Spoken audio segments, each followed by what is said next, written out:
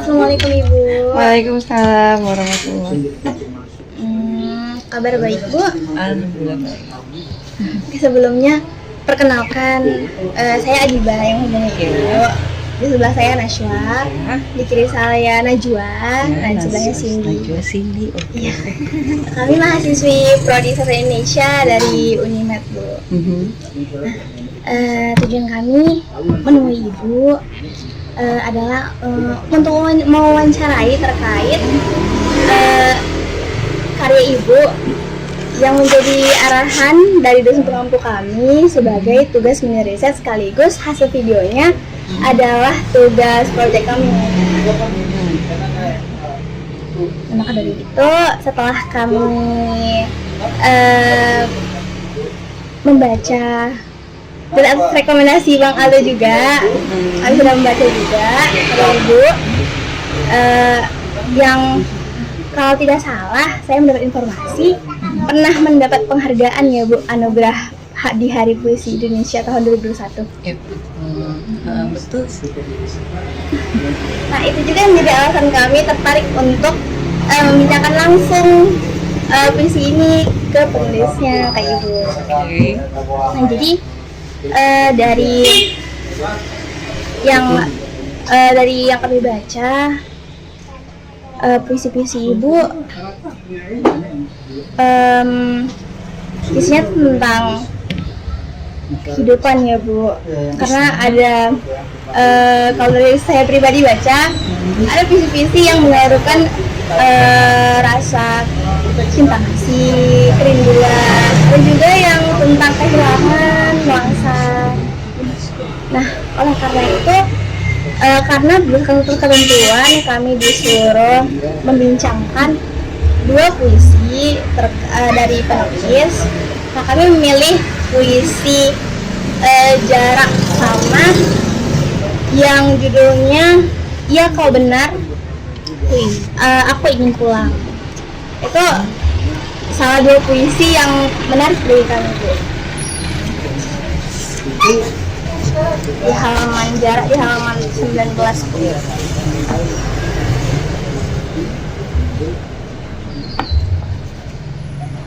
ada Bu.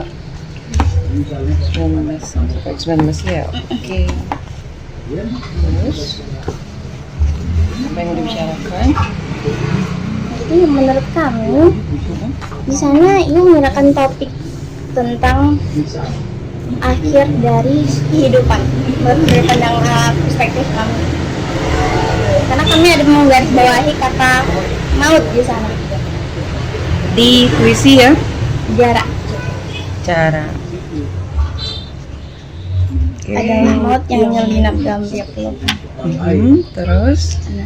Lalu muncul pertanyaan dari kami. Bagaimana pertanyaan sini? Baik Ibu, izin ya Bu. Apakah Ibu pernah merasakan pengalaman serupa yang digambarkan dalam puisi Jarak ini? Setiap puisi pasti ditulis berdasarkan pengalaman ya, baik itu pengalaman pribadi maupun pengalaman empiris. Artinya kita melihat pengalaman orang lain, membaca pengalaman orang lain untuk kemudian kita jadikan sebagai inspirasi dalam menulis puisi gitu.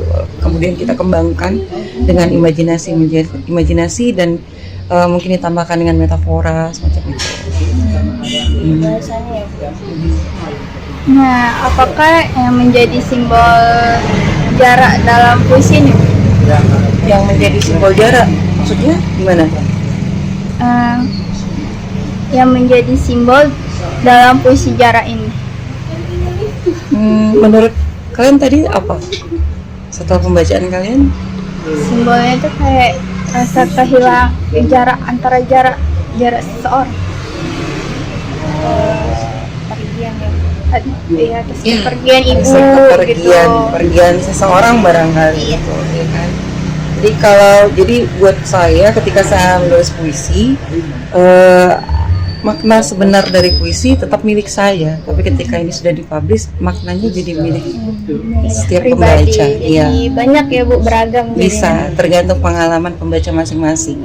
Makanya itu kembali lagi kepada pembaca bagaimana memaknainya, dan saya akan terima apapun maknanya.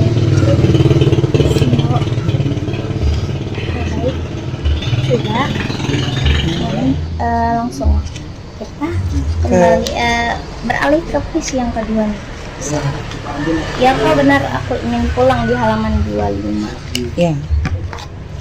Kalau saya pribadi, di sini kalau menurut pandangan saya, puisi ini bercerita tentang seorang yang ingin pulang ke tempat yang dirasanya lebih terang, lebih indah daripada tempat yang ia tempati sekarang.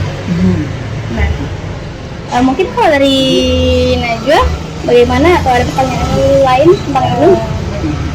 Begini ya Bu, Ya boleh, silakan. jadi setelah Najwa baca puisinya, ada satu hal yang mengganjal pikiran Najwa. Kenapa Ibu istilahnya memilih kata benderang untuk menjadi simbolisasi sebuah rumah dari puisi ini? Karena kan kalau pulang itu kan konteksnya pasti selalu pulang ke rumah gitu ya Bu. Kalau menurut saya. Lantas kenapa Ibu menggunakan bahasa benderang itu untuk menggambarkan sebuah rumah dalam puisi? Oh, gitu. Apa pulang seharusnya nggak benderang gitu? Beneran jumpa orang tua. Apapun yang kita temui ketika kita pulang, kita kan pulang ke tempat yang nyaman, tempat yang dimana ketika kita sampai kita merasa itu adalah diri kita gitu barangkali, atau tempat yang jelas gitu. Kita bisa melihat dengan jelas bagaimana kehidupan kita, asal muasal kita, mungkin hal semacam itu harusnya menjadi sesuatu yang terang benderang kan. Kita nggak mungkin pulang ke tempat yang gelap. Kita harus pulang ke tempat yang benderang. Kalau perspektif lain dari saya Bu, di sini pulang di sini itu ketika kita sedang mendekatkan diri kepada Sang Pencipta. Ketika kita bersujud, itu tempat pulang yang paling aman, yang paling nyaman. Bisa. Dan harusnya beneran kan? Sangat terang-terang. Nah, Ya. dari dua puisi Ibu tersebut, Titi Mangsanya ini di tempat yang berbeda ya Bu. Yang satu di Loksmawe dan satu lagi di Medan. Betul. Nah, dari situ muncul pertanyaan lagi dari Najwa nih Bu. Ayo pertanyaan Najwa. Kan puisi Ibu ini apa ya, tempatnya berbeda-beda mendapatkan idenya. Terus menurut Ibu sebenarnya kenapa Dari menurut Ibu apakah dua titik mangsa yang tertera dalam puisi ini, puisi dalam buku Ibu ini merupakan tempat datangnya ide dari puisi tersebut? Satu hal yang perlu dianalisis dalam Titi Mangsa itu kan dia nggak sekedar menunjukkan proses si penyair, tapi juga menunjukkan waktu dan tempat ketika peristiwa terjadi, atau ketika puisi menangkap peristiwa gitu. Ketika penyair menangkap peristiwa untuk dibuat menjadi puisi. Perlu dipelajari juga ketika kita menganalisis buku kumpulan puisi, kita juga harus bisa menganalisis, nggak semestinya sih, tapi akan lebih baik ketika kita menganalisis psikologis pengarangnya dan juga latar belakang kehidupan pengarang misalnya. Jadi kita akan mengerti kenapa titik mangsanya misalnya berbeda seperti ini. Nah, titik mangsa yang berbeda ini tentu tidak lepas dari perjalanan kehidupan penyair. Misalnya di sini perjalanan kehidupan saya pernah tinggal di Loksmawe, saya pernah tinggal di Medan, ada Bandung, saya pernah tinggal di Bandung, ada Jakarta, saya pernah tinggal di Jakarta. Nah, semacam itu gitu.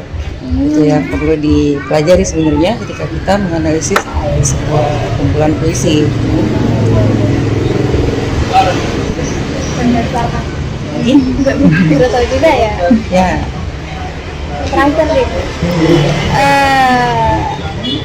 Ibu ada pesan nggak untuk mereka yang lagi nulis puisi, tapi mereka itu sering terkendala dengan ide-ide, yang terkendala dengan waktu, bagaimana apa yang mungkin bisa menjadi motivasi mereka agar konsisten bisa menulis puisi yang mereka tulis? Sebenarnya sama-sama belajar sih. Saya sampai sekarang juga masih belajar. Belajar itu artinya kita mengeksplor. Yang kita eksplor itu sebenarnya diri kita, ilmu pengetahuan kita. Kita nggak akan bisa mungkin menulis sesuatu kalau kita nggak membaca sesuatu. Membaca itu adalah bagian dari pengalaman. Nah, seorang penyair dia harus bisa punya sensitivitas ya terhadap apa yang dia lihat, apa yang dia baca, apa yang dia rasakan, situasi politik, sosial, budaya, bahkan agama. Bukan cuma tentang dirinya sendiri, bukan cuma tentang puisi kamar gitu.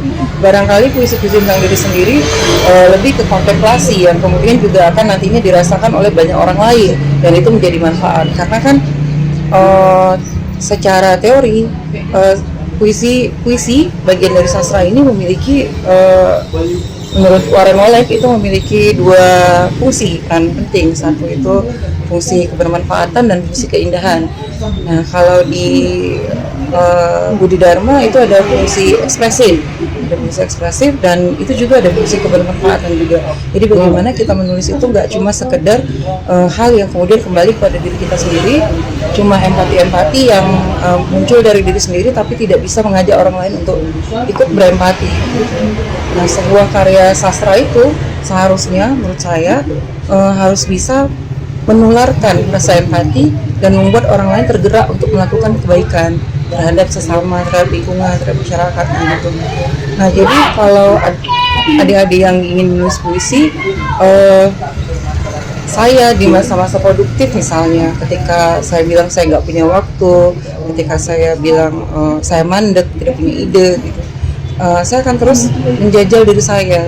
Saya punya rumus 10 puisi satu hari. Jadi sejelek apapun tulis saja gitu. Saya tulis setiap hari 10 puisi, setiap hari 10 puisi. Dari 10 puisi itu dalam satu hari, kadang-kadang ada satu pun puisi nggak saya anggap nggak jadi gitu, tapi itu tetap saya simpan sebagai kayak catatan-catatan aja gitu, bahwa oh ini pernah ada kejadian ini, pernah ada kejadian ini. Karena buat saya menulis itu juga suatu proses penyembuhan secara psikologis. Kita setiap hari kan kita nggak bisa, saya sebagai pribadi tidak bisa mendinai nggak bisa bilang bahwa saya nggak mengalami trauma-trauma masa kecil. Setiap kita pasti punya trauma ya, mulai dari kita hidup masa kecil.